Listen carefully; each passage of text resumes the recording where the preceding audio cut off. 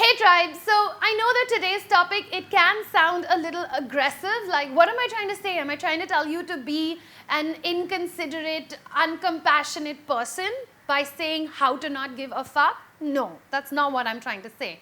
What I am trying to explore in today's topic is that I think that our lives have gotten really complicated and there's so many layers to the different things that are going on around us.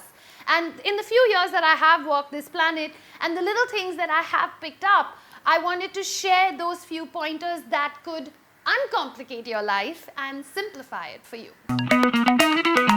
No matter how old you are, there are a lot of people around you that will try and bring you down and make you feel small. This could be like even, a bully in your class or a teacher that keeps picking on you, a co-worker, your boss. There'll be people like that you will encounter in your life. So how do you stop that from affecting you?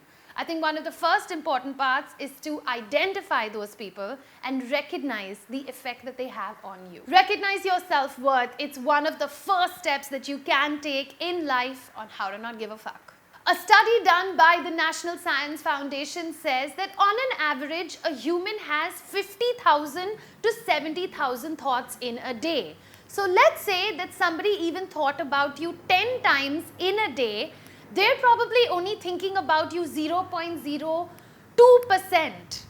That's like really insignificant.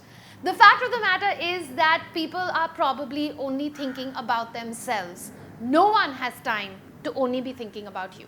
So many complications that we can suffer from. There's body issues, where we stand in society, our positioning, how much money we make, comparisons, which we already spoke about.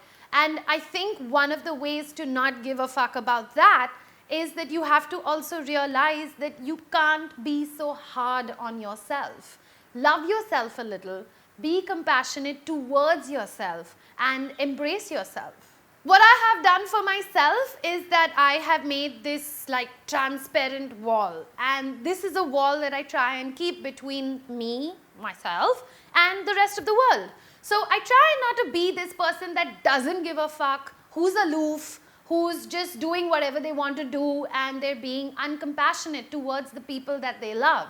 But at the same time, I also don't want to be someone that is so involved in everybody's business and I'm like, what's going on? And do you know? And tell me what happened here and tell me what happened there. There's that fine line that you need to try and maintain. So how do you just not give a fuck, like physically, like how do you do that, right? Mentally, how do you do that?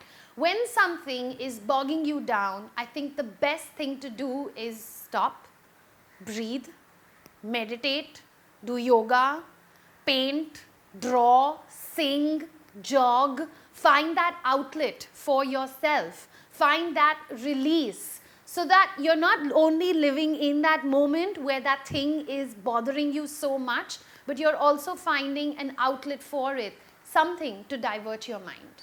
If something evokes like a negative reaction in you or an aggressive reaction, what you need to do is sit and think about, in 5 years' time, will I feel exactly the same way about this? In 1 month, in 2 years, tomorrow, day after? And if you find that maybe your opinion or the way you think about that thing is going to change, then giving a fuck about it is kind of pointless, right? So what really happens when you stop giving a fuck? You'll be happier. You'll have way more time on your hands. You will have a better connection with reality. You have way more clarity. You're more sure about what exactly it is that you want to achieve in life. I would love to hear from everyone in the tribe. What are those little things that you use to not give a fuck? One moment of realization that you have where you're like, this is a solo journey, man. We came alone, we leave alone. Put those thoughts down in the comment section below. And if you just joined us, welcome to the tribe. I'll catch you again very soon. Till then, like, comment, and subscribe. Ciao.